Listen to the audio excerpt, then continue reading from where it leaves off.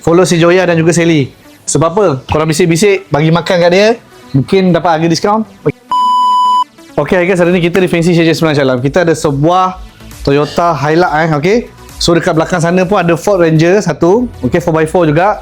Dua-dua orang kata kawan yang sama lah. Okay, dia buat chameleon warna biru 80 kegelapan, IRR, RFID, Smart Tag semua lepas. Okay, so kita tengok di bahagian dalam.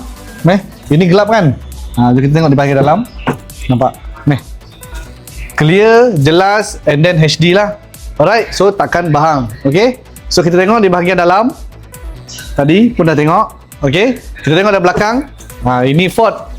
Okay, Ford Ranger. Nampak? Kita punya technician tengah buat lah. Warna biru juga 80 kegelapan. Okay, so korang boleh tengok and then nilai sama cantik tak cantik ataupun macam mana. Color kita tengok memang banyak pilihan lah, tak ada masalah. Alright, so korang boleh nampak. Orang kata alang-alang lah, ini tengah proses, tengah buat. Jadi kita tunjuk juga. Alright, so korang geng-geng 4x4 ataupun kereta apa saja yang nak buat tinted chameleon ataupun tinted biasa pun boleh. Solar guard yang premium pun ada. Boleh hadir di Fancy Share Sembilan Calam.